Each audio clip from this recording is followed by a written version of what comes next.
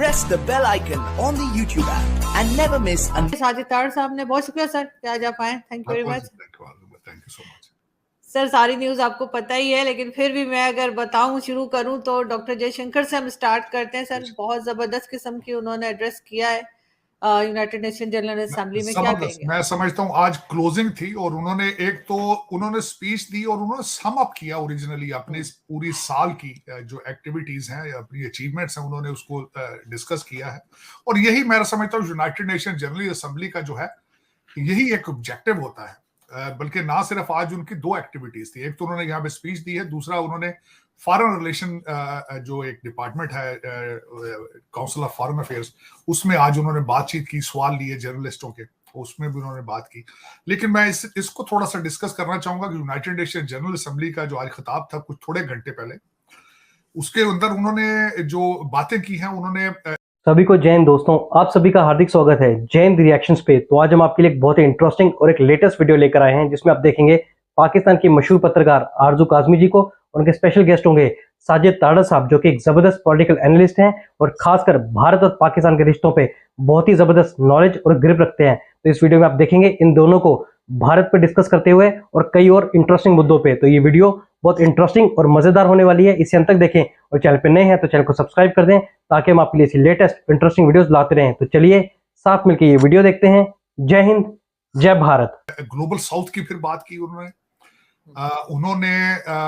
भारत का बार बार भारत का उन्होंने इंडिया का लफ्ज इस्तेमाल करने के बजाय भारत को इस्तेमाल किया। फिर दूसरा उन्होंने विश्वामित्रा की बात की, उन्होंने I2U2 की बात की, उन्होंने ब्रिक्स की बात की, क्वाड की बात की। जो सबसे बड़ी अचीवमेंट उन्होंने बताई कि 450 मिलियन लोगों को उन्होंने भारत ने गुर्बत से ऊपर लिया है। थोड़ा सा मैं कंपैरिजन तो नहीं करना चाहता, इस चीज का अफसोस होता है, दुख होता है, मेरी मादरे मिल्लत है, वहां पे 9 करोड़ लोग गुर्बत की लाइन से नीचे जा चुके हैं, यहाँ 450 मिलियन गुर्बत से ऊपर आ चुके हैं। अफ्रीकन यूनियन को G20 की मेंबरशिप दी गई, उसके बारे में बात की उन्होंने और दर हकीकत मैं इस पे बात कर चुका हूं कि किस तरीके से वो चाइना को अपना घेरा तंग कर रहे हैं क्योंकि अफ्रीका के अंदर उनके एक्सक्लूसिव कॉन्ट्रैक्ट थे चाइना के, और वहां कमी महसूस हो रही थी वेस्टर्न अमेरिका को भी, भारत को भी। फिर उसके जो अफ्रीकन यूनियन की मेंबरशिप, फिर उन्होंने जो ट्रेड नया वो जो ट्रेड रूट है जिसके बारे में वो शिपिंग और कॉरिडोर जो बनाया है उसके बारे में उन्होंने बात की। बिलखसूस उन्होंने कोविड के बारे में बात की। भारत की अचीवमेंट में सबसे ज्यादा उन्होंने जो इस चीज का बात की जो मुझे बहुत पसंद थी कि Bharat has become a first responder. जहां भी दुनिया में कोई खुदाई एक आती है, लोगों के ऊपर अजाब आता है, जो भी मुश्किलात आती है, किस तरीके से भारत वहां पहले अचीव जाता है। तुर्की की मिसाल उन्होंने दी, अफ्रीका की कई कंट्रीज की मिसाल दी। मैं समझता हूँ रिमार्केबल अचीवमेंट्स हैं सारी, और इसमें कोई एग्जैजुरेशन नहीं है। मैं समझता हूँ पिछला साल और ये 2023 जो है, 2022 और 2023 ये भारत का साल था, इसमें कोई शक नहीं है। दुनिया की 5वीं बड़ी इकानमी है, तो 5वीं बड़े एक पॉपुलस कंट्री है, एक लार्जेस्ट डेमोक्रेसी है दुनिया की, इसमें कोई शक नहीं है। और जो अचीवमेंट्स हैं इसका क्रेडिट जो जाता है वो डेफिनेटली मोदी साहब को जाता है और उनकी टीम को जाता है, इसमें कोई शक नहीं इसको। और मैं पहले भी कई दफा कह चुका हूं, डेवलपिंग कंट्रीज के अंदर किस तरीके से कंट्रीज ग्रो करते हैं, ये आने वाले कई सालों तक लोग इस पे रिसर्च करते रहेंगे, किताबें लिखते रहेंगे, इसमें कोई शक नहीं है। काश मेरा मुल्क जो है, मेरे लोग जो मैं समझता हूँ वो भी इन चीजों को फॉलो करें और नफरतें कदूरतों की बजाय 76 साल ये किया है, अब कोशिश करें हार्मनी और पीस और प्यार के साथ भी कोशिश करें, अगर चीजें अकम्प्लिश हो सकती हैं। बिल्कुल ऐसा ही है, लेकिन सर हमारे प्राइम मिनिस्टर भी गए थे, खैर डॉक्टर जयशंकर से तो जो उम्मीद थी उन्होंने बिल्कुल वही पूरी करके दिखाई और एक जबरदस्त किस्म का उन्होंने एड्रेस किया। लेकिन हमारे जो केयर टेकर प्राइम मिनिस्टर गए थे, उनके खिताब को आप कैसे देख रहे हैं? देखें, एक तो कॉमन सेंस की बात करना चाहूंगा आपका, मैं बल्कि इसके रिटर्न में आपसे एक क्वेश्चन पूछना आपसे और आपके देखने वालों को, क्या एक केयर टेकर प्राइम मिनिस्टर को जाना चाहिए था जिसके पास मैंडेट मौजूद ना हो, जो इलेक्टेड ना हो, और जिसके कंट्री के हालात ये हों कि 9 करोड़ लोग जो है वो गुर्बत की लाइन से नीचे जा चुके हों, जहां पे आप गैस के लिए टेंडर दें तो कोई भी कंपनी टेंडर ही ना देते, क्या? क्योंकि आपके पास डॉलर मौजूद नहीं है। आपके तैयारों के जहाज लीज पे थे, वो जहाज के लीज की पेमेंट आप नहीं दे चुके, आधी पीआईए ग्राउंडेड है। इन सर्कमस्टांसेस में आपके प्राइम मिनिस्टर को आना चाहिए था यूनाइटेड नेशंस में। पहला मेरा सवाल ये है, खिताब बिल्कुल तो भी किसी के बाद की बात है ना, खिताब तो चलो उन्होंने करना ही था, फोटो खिंचानी थी, एक हिस्ट्री बनानी थी कि मैं भी आया हूं यहाँ पे, लेकिन इसकी जरूरत थी अगर मुझे देखा जाए। फिर खिताब उन्होंने किया यहाँ पे, उन्होंने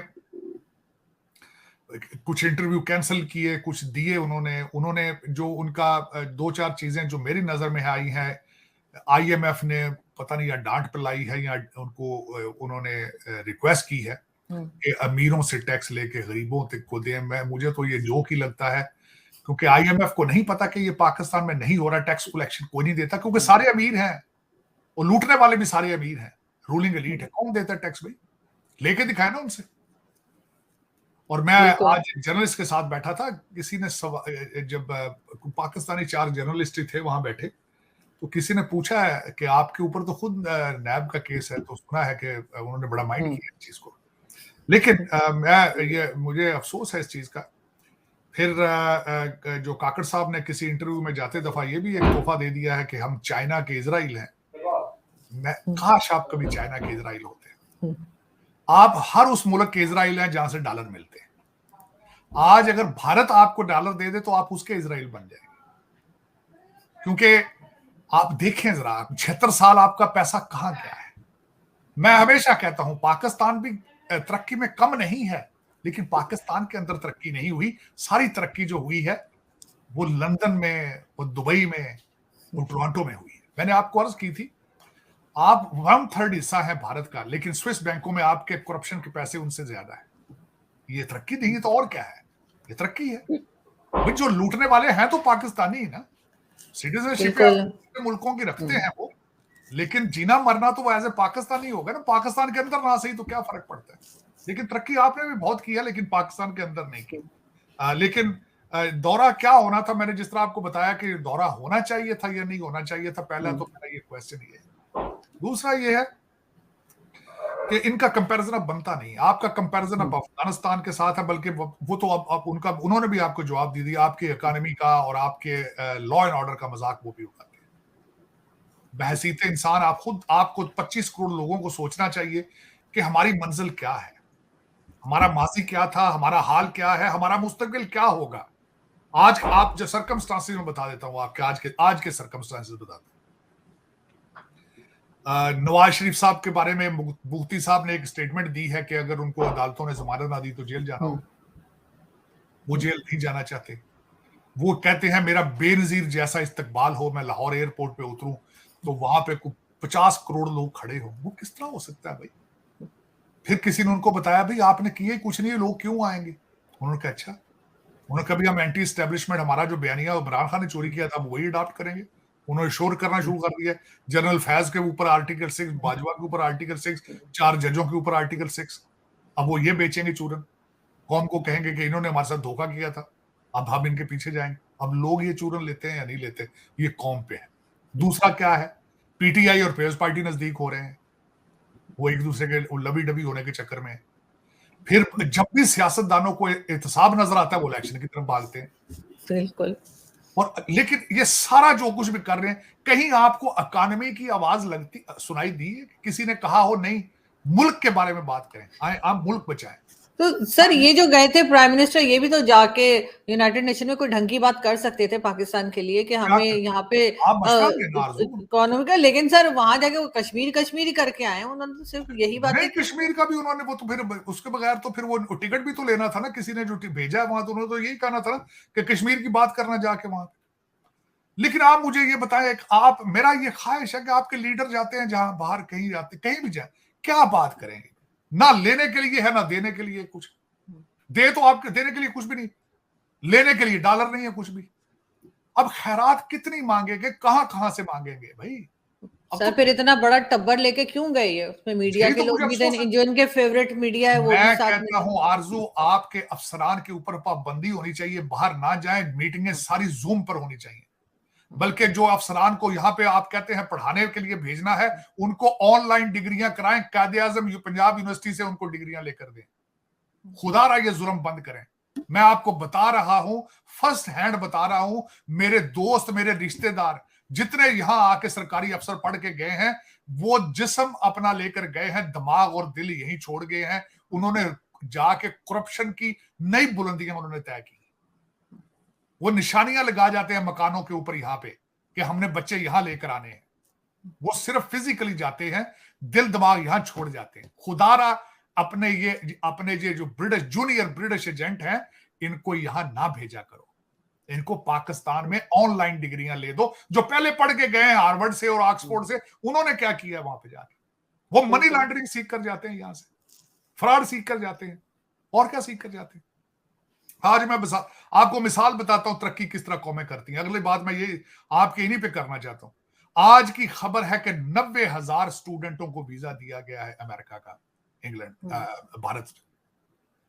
और जो वहां का जो एरिक, उसका नाम है एरिक गारसिटी, जो अमेरिकन एम्बेसडर है, इंडियन इंस्टीट्यूट ऑफ टेक्नोलॉजी में जाकर उसके खड़े होकर जो स्पीच दी है, मैं जरा उसको बताना चाहूंगा। उन्होंने कहा कि 90,000 वीजा सिर्फ जून से लेकर अगस्त तक दिया है। हमारा टारगेट, उन्होंने कहा, 1 मिलियन वीजा देना है भारतीय स्टूडेंटों को। और उन्होंने कहा कि हमारा जो विजिट वीजे का वेट टाइम है वो 50% कम कर दिया है। 2 नए कौंसल जनरल खोले जा रहे हैं भारत के अंदर, बेंगलोर के अंदर और अहमदाबाद के अंदर। और अमेरिका के अंदर भारत 2 नए अपने कौंसल जनरल खोल रहे हैं। तो आप कहते हैं कंपेयर करें, इनसे बात करें। किस चीज की बात करें भाई? लूटना बंद करोगे तो कॉमन की बात करें, कोई तरक्की की बात करेंगे। लूट रहे हो, अपने मुल्क को खा रहे हो यार, खोद खोद के। सर वो तो फॉरेन मिनिस्टर जो गए अभी, केयरटेकर फॉरेन मिनिस्टर, वो भी और प्राइम मिनिस्टर भी एक तरफ बुरा भला कहते हैं भारत को, दूसरी तरफ कहते हैं हम तो बात करना चाहते हैं। और ये बात क्या करना चाहते हैं? मिनिस्टर साहब ने भी बड़ी कहानियां सुनाई जी।